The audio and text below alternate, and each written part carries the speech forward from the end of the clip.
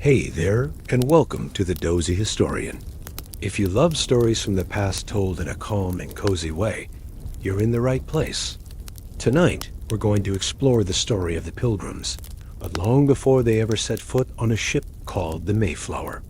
The early 17th century in England was a time when the Word of God was inseparable from the Word of the King. The Church of England was the law of the land, and to dissent from its practices wasn't just a matter of faith, it was an act of political treason.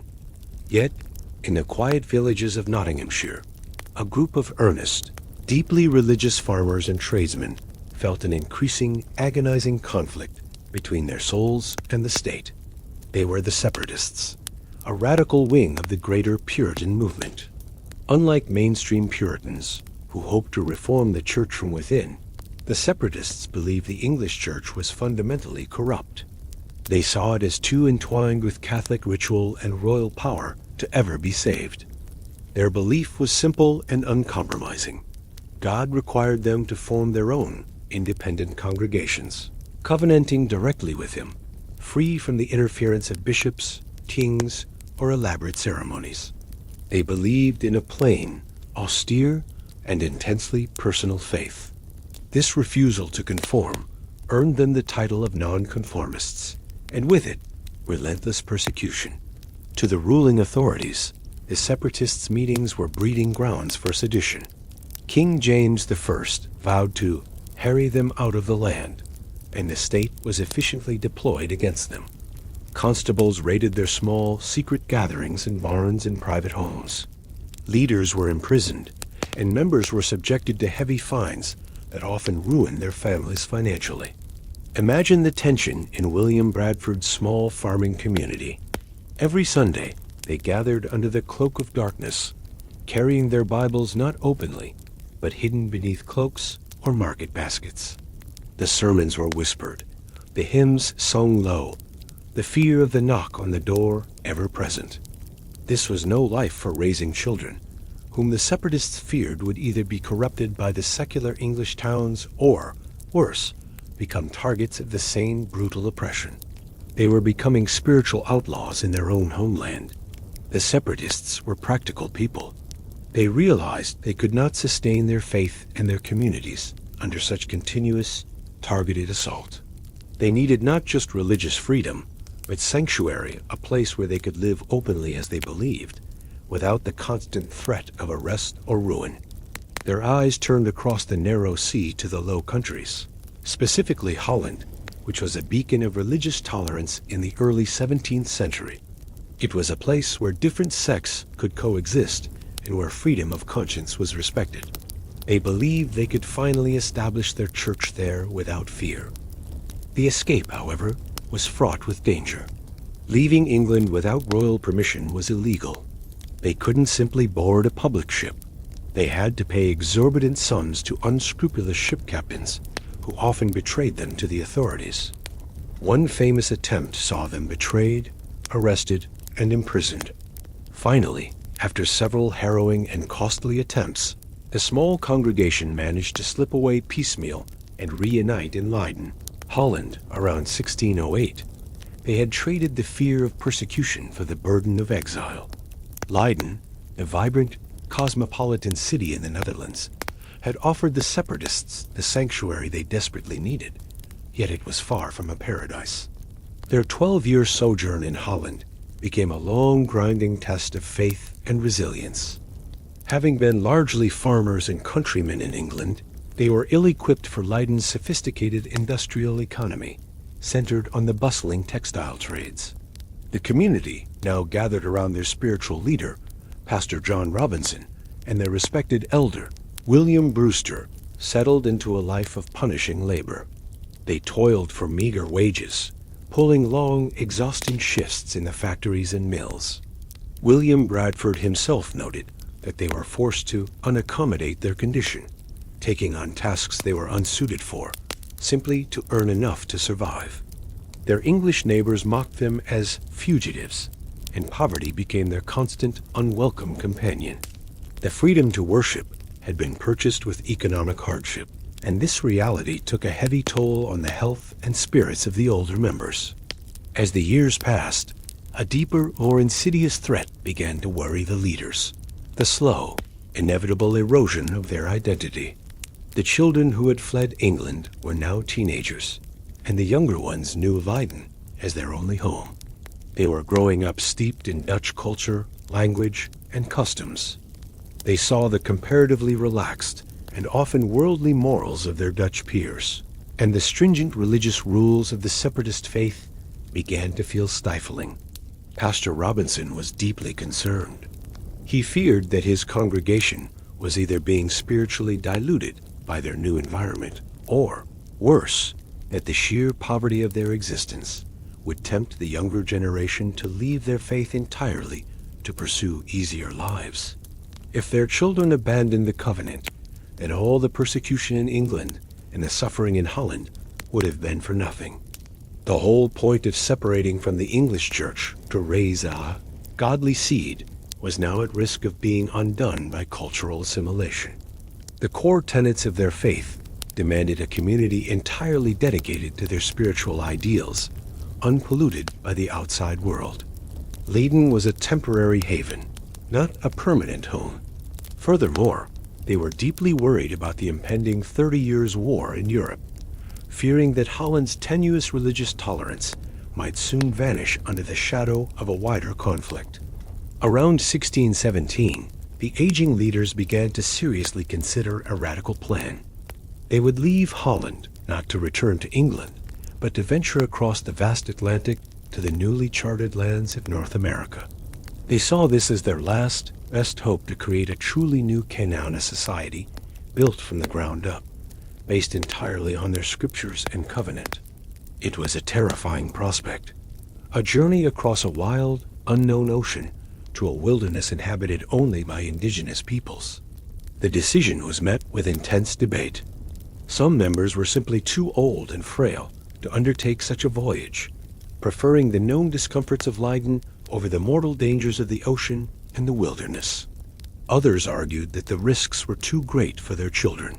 Yet the proponents, led by men like William Brewster and John Carver, presented a powerful spiritual argument. They must risk everything to plant a future for their church and their descendants, securing the religious liberty that God had ordained for them. It was a mission, a holy obligation. They convinced the majority that if they stayed, they would eventually die out. If they went, they faced mortal danger, but also the chance at immortality for their mission. The die was cast. They would appeal to the English crown for permission to settle in the Virginia territories and seek the backing of merchants to finance the venture. They were preparing to trade the bitter taste of exile for the cold dread of the unknown, all in the name of the Separatist heart. Leaving Leiden for the wilderness of America required far more than faith. It required capital. The Separatist congregation, having spent 12 years laboring in the textile mills for meager wages, possessed almost nothing of financial value. They were laborers, not financiers. To procure ships, provisions, tools, and the necessary patents to settle in the New World, they needed outside investors. This forced them to turn from their secluded spiritual haven back to the cynical, self-interested world of London commerce. The man who became their primary negotiator was John Carver, a respected elder who still retained some commercial connections. Their target audience was a group of London investors known as the Merchant Adventurers. These men were driven by profit, seeing the proposed colony not as a sanctuary for God's chosen people, but as a risky, yet potentially lucrative, joint stock company. The negotiations were brutal, protracted, and ultimately yielded a bargain that was financially crippling for the Pilgrims. The Merchant Adventurers, led by the astute and often antagonistic Thomas Weston, laid down harsh, non-negotiable terms. The entire venture was structured as a joint stock company, operating for a fixed term of 7 years.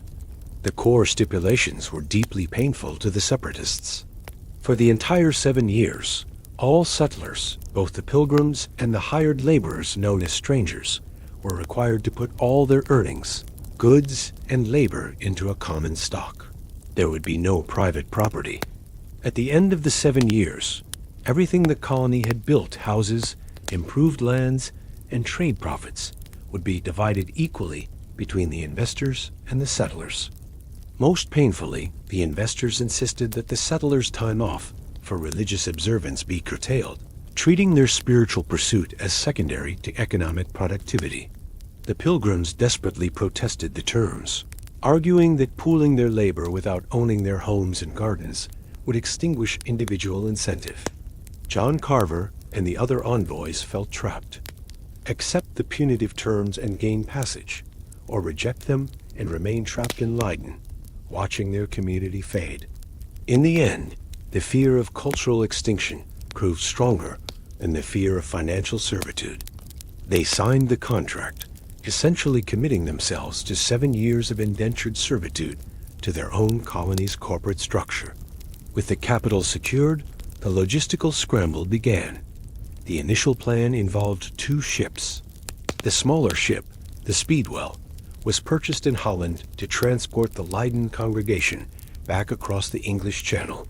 The larger ship, the Mayflower, was chartered in London to carry the bulk of the provisions, supplies, and the strangers, the non-separatist settlers, hired by the merchant adventurers to ensure a workforce. The stage was set for one of history's most famous and perilous voyages. Thanks for joining me here at the Dozy Historian. I hope this story gives you a little something to dream about. Don't forget to like and subscribe for more cozy tales from the past. Until next time, picture this: a sturdy, 3-masted merchant ship, its timbers soaked with the smell of old wine and bilge water. It was never meant for people. Its decks were so low, a man could barely stand upright. This was the Mayflower, and for a small group of religious dissenters, it was a vessel of destiny. In the Dutch city of Leiden, the time had come for tearful goodbyes. Pastor John Robinson, staying behind with the older and weaker members, delivered a powerful final sermon. He reminded them that this journey wasn't just to a new world, but toward a deeper understanding of their faith. Elder William Brewster then led the company men, women, and children to the harbor. As their little ship, the Speedwell, sailed away, they wept, knowing they were severing ties with Europe forever, embarking on a great and uncertain venture. But this was only the first leg of the journey. After leaving Leiden, the Separatists on the Speedwell sailed to Southampton, England, to meet their partner for the Atlantic crossing, the Mayflower. Awaiting them on the larger ship were supplies, legal patents, and a crowd of so-called strangers, hired hands, and families who saw the trip as a business opportunity, not a divine mission. The Pilgrims found these new companions to be a lewd company, and tension sparked immediately over clashing morals and shared resources. But a more urgent problem quickly emerged. The Speedwell, their companionship, was in serious trouble. Even before they left England, it needed costly repairs, eating into their already tight budget. Finally, both ships, overloaded with around 120 passengers, set sail in early August 1620. They barely reached the open sea before the Speedwell's captain signaled distress. The ship was taking on water, and they were forced to turn back to Dartmouth for repairs. After weeks of frustrating delays, they set out once more. Their hopes were high, but this time, they didn't even make it across the English Channel before the Speedwell was declared dangerously leaky again. They limped back to port, this time in Plymouth, England. The failure was devastating. The constant backtracking had wasted weeks of good sailing weather, drained precious supplies, and sown deep seeds of doubt and despair. A thorough inspection of the Speedwell revealed no catastrophic damage. Whispers spread that its master, perhaps regretting the difficult voyage ahead, had deliberately exaggerated the leaks to get out of his contract. Whatever the reason, the leaders John Carver, William Brewster, and others faced a terrible choice. It was now mid-September, dangerously late to cross the Atlantic. They had to abandon the Speedwell. This meant leaving about 20 people behind. Friends and family who had faced persecution together for years were now forced to part ways. Some would go to the New World. Others were left behind in England. The Mayflower, designed for maybe 70 passengers, was now crammed with 102 souls, plus crew. The tight, low decks became a floating prison, a claustrophobic incubator for sickness and tension. But they had no other choice. Their spiritual mission drove them forward. On September 6, 1620, with no fanfare, the Mayflower slipped its moorings and sailed out alone. As the coast of England faded into the mist, the Pilgrims knew there was no turning back. Every bridge had been burned. They were finally, completely, alone on the vast, unforgiving ocean. The journey that followed was a 78-day ordeal. Below deck, in the dark, airless space between the cargo hold and the main deck, 102 people were packed together. The conditions were instantly miserable. Seasickness was rampant, and the air filled with the stench of unwashed bodies, vomit, and stale water. There was no privacy, little light, and the constant damp and cold chilled them to the bone. William Bradford, the colony's future governor, later wrote that the ship rolled so violently that simply lying still was a luxury. As autumn set in, the Mayflower sailed into the full fury of the Atlantic. Giant waves crashed over the deck, sending water pouring into their living quarters. During one particularly violent storm, a main support beam in the middle of the ship cracked with a sickening crunch. The Mayflower was literally breaking apart beneath them. The sailors panicked, declaring the ship unfit to continue and urging a return to England. For the Pilgrims, after all their sacrifices, this was an unbearable thought. Then, a moment of incredible ingenuity saved them. The Pilgrims had brought a large iron screw with them, probably for building houses. They used it as a jack, forcing the shattered beam back into place. The breach was patched. With fragile, renewed hope, the journey continued. The voyage was a spiritual test. During one storm, a profane young sailor who had relentlessly mocked the sick and suffering Pilgrims fell ill, and died the only person lost to the sea on the entire trip. The Pilgrims saw this as a sign of divine justice, reinforcing their belief in their mission. But amid the death and misery, there was also new life. Toward the end of the voyage, Elizabeth Hopkins gave birth to a son. They named him Oceanus. His birth was a powerful symbol of hope, a moment of profound comfort for the exhausted company. After 65 grueling days at sea, a cry finally came from the masthead. Land. It was November 9th, 1620. An explosive wave of emotion swept through the battered ship. Exhausted men wept openly. The endless rolling darkness of the sea had given way to the solid, reassuring line of a coast. For the Pilgrims, it was proof of God's deliverance. But their relief was short-lived. The land they saw was the sandy hook of Cape Cod. Their captain, navigating by guesswork across a featureless ocean, had made a mistake. Their legal patent was for a settlement near the Hudson River, hundreds of miles to the south. They were in a territory known as New England, where their contract was void.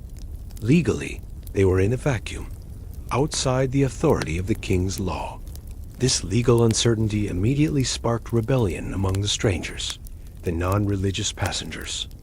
Their contract was with the Virginia Company, and since they weren't in Virginia, they argued no one had the authority to command them.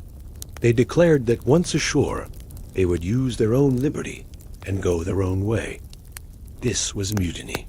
If the group splintered, they would surely perish in the wilderness, unable to build a settlement or defend themselves. The leaders knew they had to act fast. Before anyone set foot on land, a new government had to be created. They gathered the most influential men in the dim, cramped cabin of the Mayflower. The goal was to draft a document that every adult male would voluntarily sign, creating law and order where none existed. The result was the Mayflower Compact. It wasn't written by lawyers, but by ordinary men in an extraordinary crisis. Drawing on their belief in making covenants with God and each other, they created a short, simple, yet powerful agreement.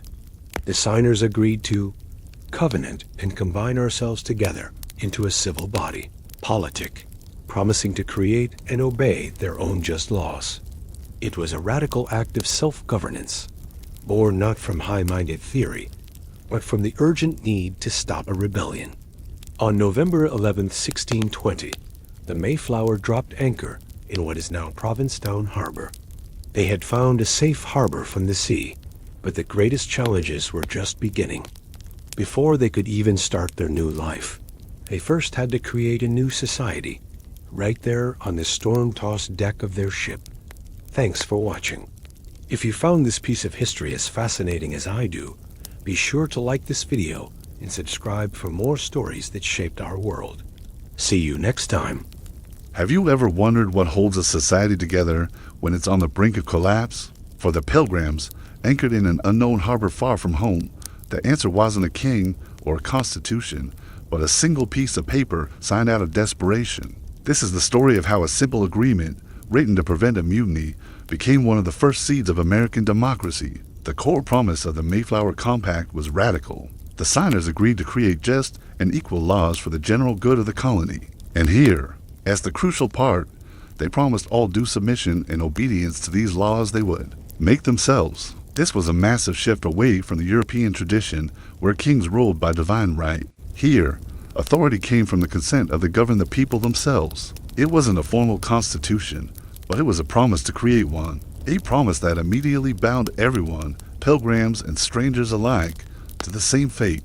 On November 11, 1620, 41 men, the heads of their families, stepped forward to sign the document. John Carver was immediately elected as their first governor, giving the compact real authority from day one. This wasn't a grand ceremony founding a nation. It was a quiet, heavy moment. These were desperate refugees drafting a survival protocol.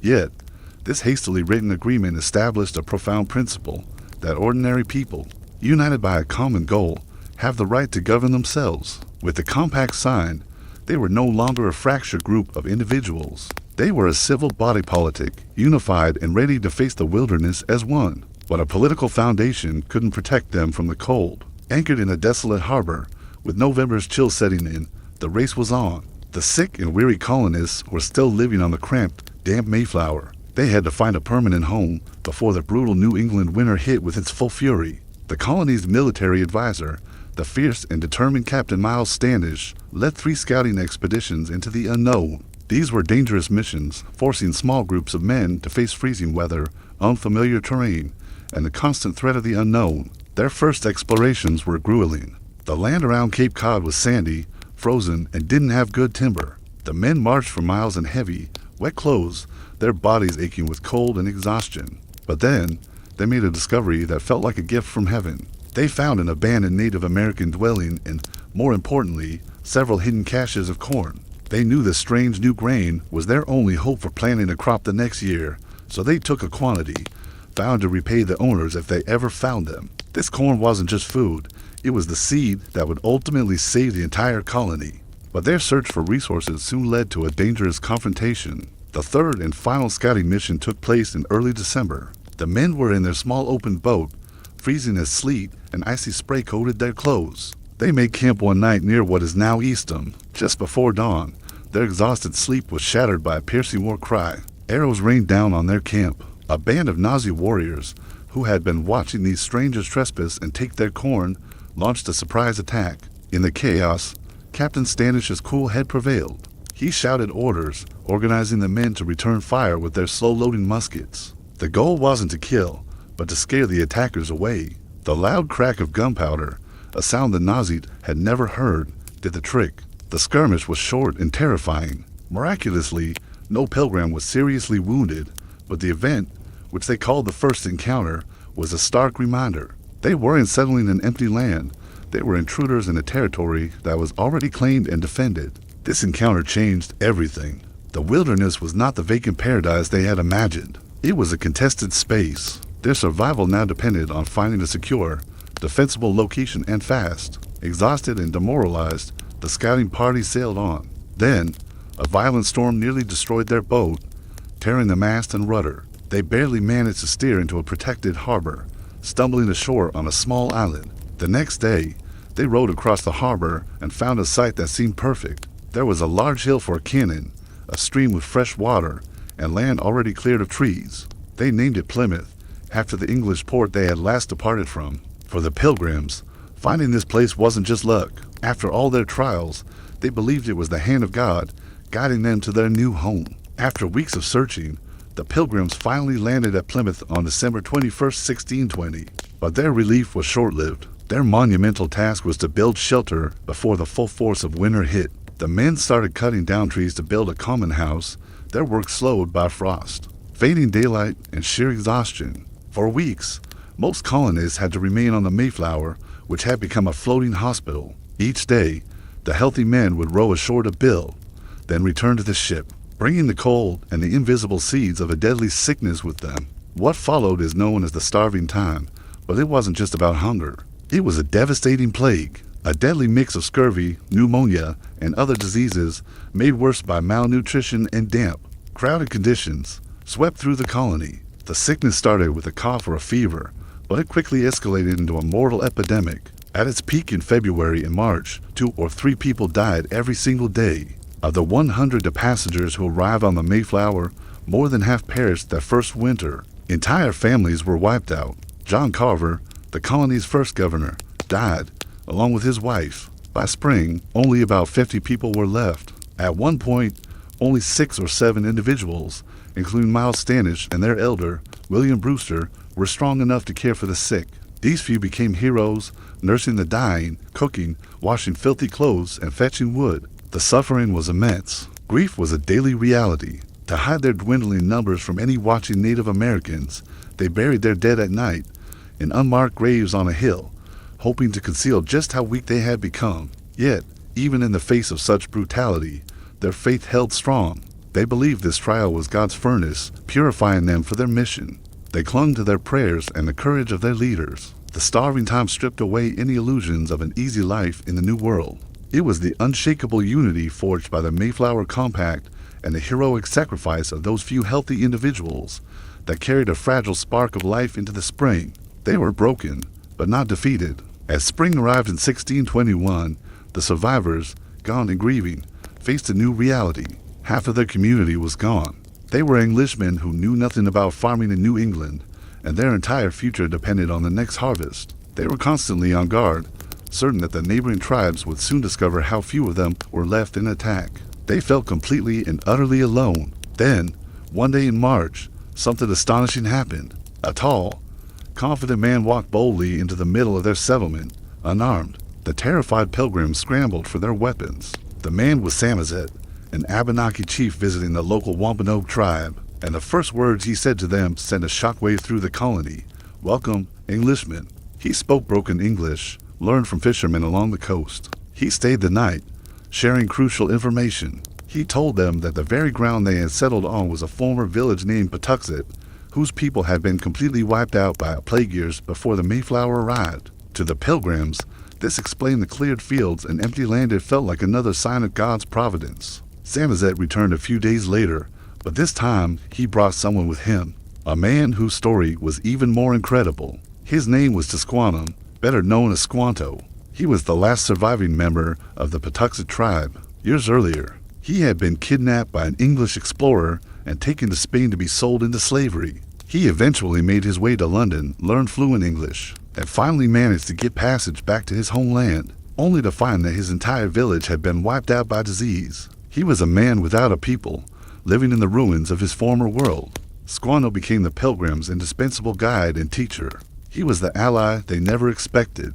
He taught them how to plant corn, using fish as fertilizer in the sandy soil. He showed them where to fish and hunt and how to identify edible plants. But his most important role was as a diplomat. He acted as an interpreter and mediator between the Pilgrims and the powerful leader of the Wampanoag people, Massasoit. Thanks to Squanto, the Pilgrims and the Wampanoag forged a peace treaty that would last for over 50 years, a crucial alliance that ensured the colony's survival. Without Samoset's brave greeting and Squanto's tragic past, the Plymouth colony almost certainly would have failed. These two men, emerging from the silent forest, provided the knowledge, the diplomacy, and the hope the Pilgrims desperately needed to turn their fragile foothold into a permanent home. Thank you so much for watching. If you found this story as fascinating as I do, please hit that like button and subscribe for more deep dives into the moments that shaped our world. See you next time.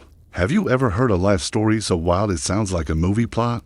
Well, meet the Squantum, or Squanto, as the Pilgrims called him. Just when the Plymouth colony was on the brink of collapse, this man showed up, and he spoke perfect English. How his story is incredible. Years earlier, he'd been kidnapped by an English explorer, sold into slavery in Spain, rescued by monks, and somehow made his way to London. He lived there for years, learning the language and customs. But when he finally got back to his homeland in America, he found his entire tribe, the Patuxet, wiped out by a terrible plague. He was a man with no people, caught between two worlds. For the starving, desperate pilgrims, Squanto was a miracle. He was the perfect person to help them navigate this strange new land. He immediately arranged a meeting with the most powerful leader in the region, the Wampanoag chief, Massasoit. This meeting led to a peace treaty that would last for over 50 years. But Squanto's greatest gift wasn't his diplomacy, it was his knowledge. He became the Pilgrims' personal survival instructor.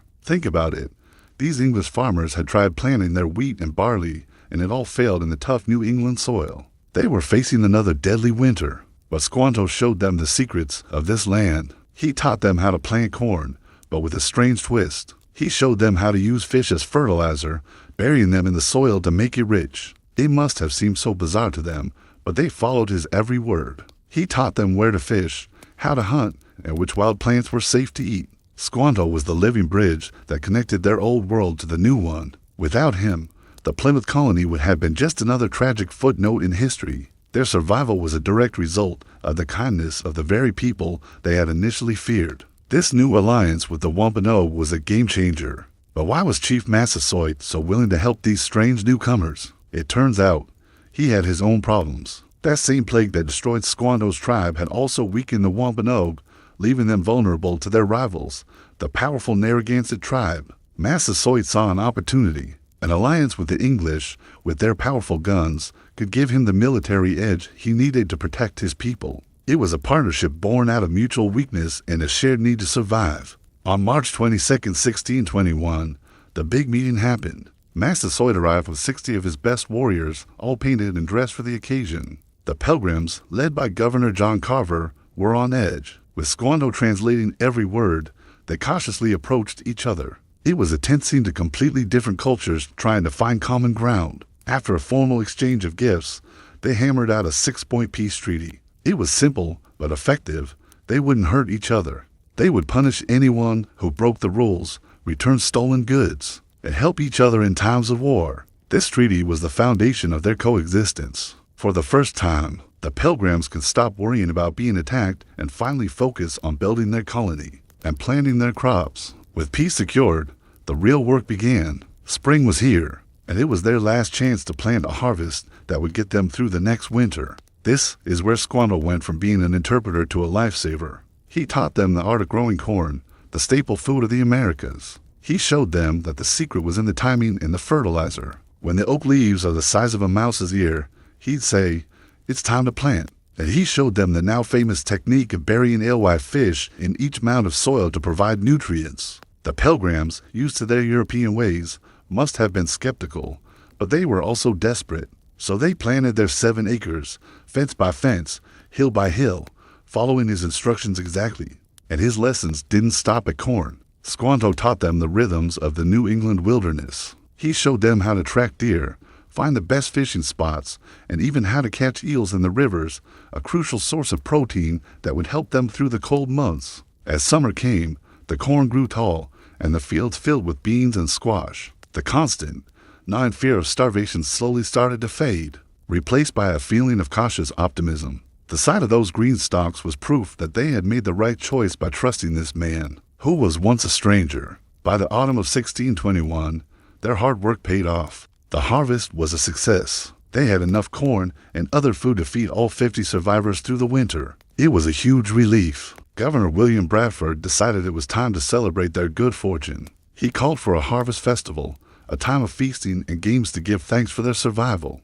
The men went hunting and brought back ducks and geese. The women began preparing the feast. But when Captain Miles Standish's men fired their muskets in celebration, they got some unexpected attention. Hearing the gunshots, Chief Massasoit and the Wampanoag thought the Pilgrims were in trouble or preparing for war. He showed up at Plymouth with 90 of his men, nearly double the number of the colonists. Suddenly, their small party turned into a massive, 3-day diplomatic event. But instead of being a burden, the Wampanoag were incredibly generous. Seeing the Pilgrims were short on food for so many guests, Massasoit sent his own hunters out, and they returned with 5 deer to share with everyone. For 3 days, the two groups feasted together. The menu was a mix of both their worlds: venison, turkey, corn, squash, and other native foods. The Pilgrims showed off their military drills, and the Wampanoag warriors demonstrated their own skills in hunting and games. With Squanto translating, they managed to communicate and build a real sense of friendship.